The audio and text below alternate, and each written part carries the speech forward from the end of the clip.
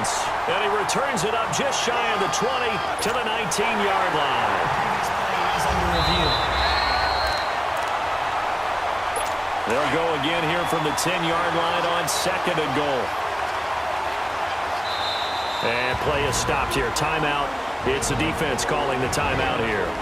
They'll have 2 remaining as we step aside here in this first quarter.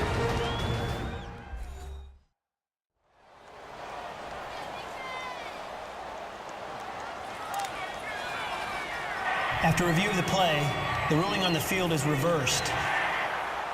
They'll go again here from the 10-yard line on 2nd and goal.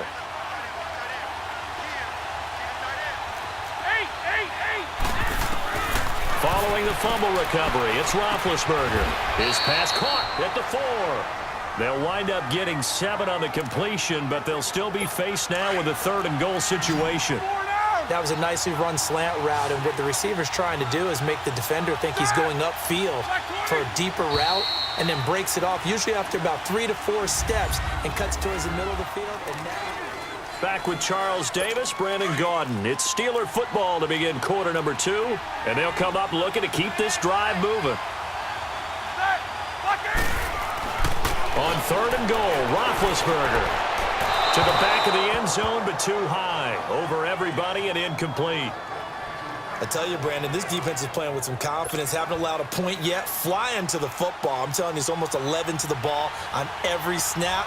Another nice job there to force an incompletion. And Boswell's kick is good. And the Steelers will jump out to a 3-zip lead.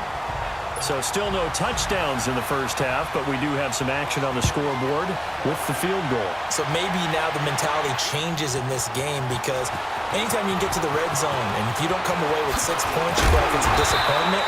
In a game like this one, being able to kick field goals means you're right there, and then you're just looking for that big break to take you over the top. From the 32 now, here's 1st and 10.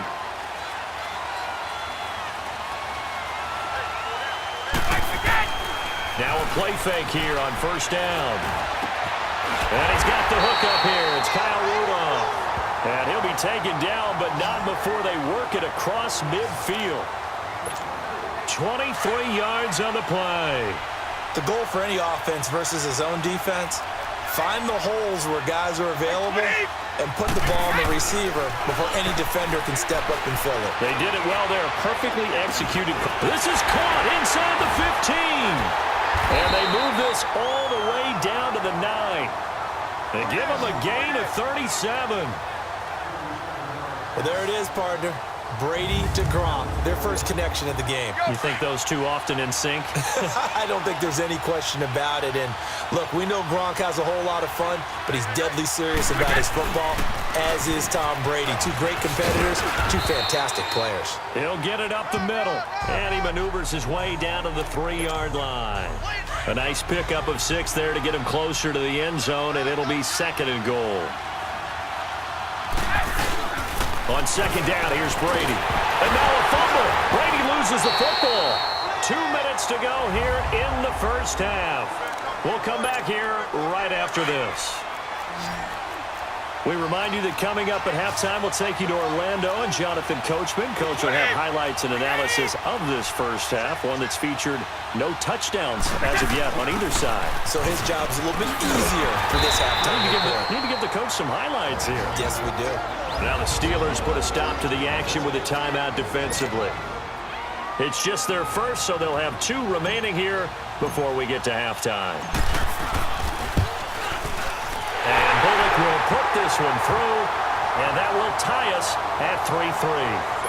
So matching field goals on our opening 2 drives. Yeah, it feels like 2 boxers feeling each other out here in the early going of the game, right? Exchanging some jabs, but none of the heavy stuff just yet. This fielded a few yards into the end zone. And no run back here. This will be a touchback, and it comes out to the 25-yard line. Pittsburgh's offense now heading back out onto the field. And last time they got 3 points, but it was a chip shot field goal. And when you go to the sideline after a chip shot field goal, maybe the offense not too happy. It's a balancing act, isn't it? Because you're exactly right. They're none too pleased that they didn't punch it in for 6 points. But they also have to remember they did put points on the board. 3 points is 3 points. And in this league, you take points when you can get them, not 24-yard line. A big play that time for Pittsburgh. 51 yards. Well, partner, I'm not sure how this drive's going to end, but how about the way they flip field position there? A nice attacking play that picked up a heck of a chunk of yardage. On first down, it's Roethlisberger. And this one is incomplete. Juju Smith-Schuster, the intended receiver that time. And that'll bring up second down. They've been playing sound fundamental defense thus far and able to keep this offense from creating a major dent on the scoreboard. Able to force the incompletion, but still waiting for that game-changing play. You feel like it's coming, the first sack, the first turnover. In a sense, they're playing old-school defense right now. The new-school defense is what you said, taking the ball away. And now we're going to get a timeout here called by the defense. And they'll be disappointed to have to burn one there after giving up the first down. So 3 plays, already first and goal, and they are wasting little time. To throw again is Roethlisberger. And he's in. Touchdown, Steelers. Jesse James from 4 yards out. And the Steelers are able to strike for 6. Boy, it's nice to have that big, reliable target you can go to. Each and every time. A lot of people see that position as a fallback. Throw it to them when all else fails.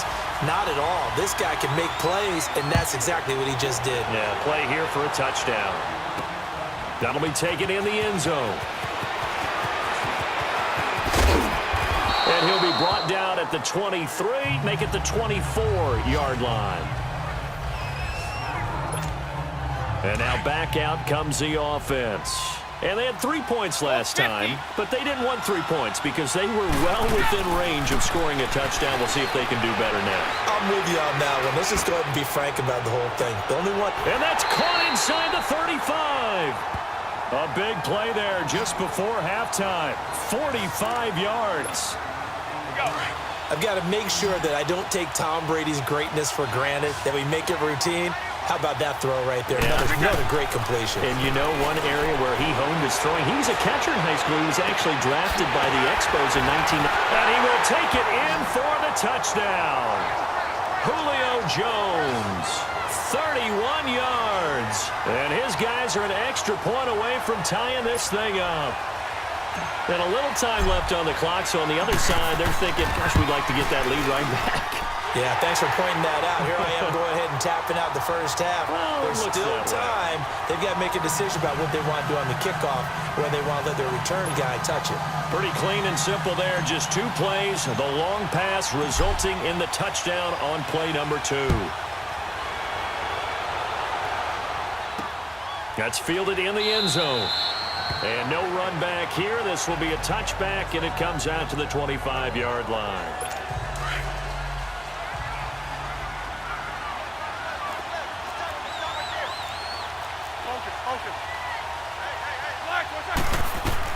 On first and 10, it's Roethlisberger. And that one falls incomplete. Try to dump it underneath. Now second down. It's been my observation there's been a nice variety of play calling defensively. You and I often talk about an offense's ability to keep a defense off balance with what they're doing. I think the converse has been true in this game. I think you're right. They seem to have gone off tendency quite a bit, but only the second quarter, a lot of time to change things. And he'll get this one up to the 26. 1 yard, the official pickup there, so it's going to set up 3rd and 9. On 3rd down, that's Connor, and he's going to be stopped up right at the line of scrimmage. An abbreviated halftime show as we get rolling to quarter 3. So we are at halftime here on a Monday night, fielded about a yard deep. And he'll get it up across the 20 to the 21-yard line.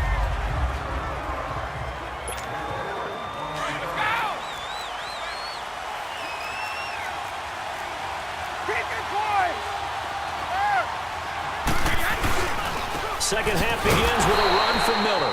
And he is going to be stopped cold behind the line of scrimmage. That's going to go as a loss of 2, and it'll be second down. So statistically, both of these offenses having a rough time getting a running game going. But, boy, what a nice play there defensively. Tackling him behind the line, but you're right. You look at the numbers. Neither side looks on track in the ground game. And seeing nowhere to throw, he chucks this one away from harm. Incomplete. Now it's third down. So, Charles, tie game here. What are your keys as we continue to play this second half? I know people think it's always trite when you say the same things over and over, but they're tried and true in the game of football. Who's going to block better? Who's going to tackle better? In this case, to me, it's turnovers. You've got to take care of the football. Oh, he can't get away, and Brady will go down. Stephon Tuitt, the former Notre Dame man, in there to get him for a loss of 9, and that'll lead to fourth down. We've watched this a long time, and I still don't believe we get it. Third and long. Why are you calling play action? Because they're not going to bite defensively, right? No, not at all. I did have a coach explain to me years ago that for some teams, that's how they have to deal with pass protection and their line blocking. But to me, it seems silly. Yeah, well, they're silly, and it leads to a play-action sack.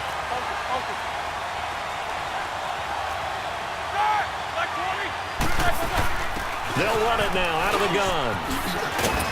And he's going to take it down to about the 35 here. 9 yards is the pickup there, and they'll have a 2nd and 1. Getting out a ton of success here so far, but you get the feeling that he might be on the verge of popping one. Yeah, even on that one, there was a little bit of a hole, but it closed there quickly at the end.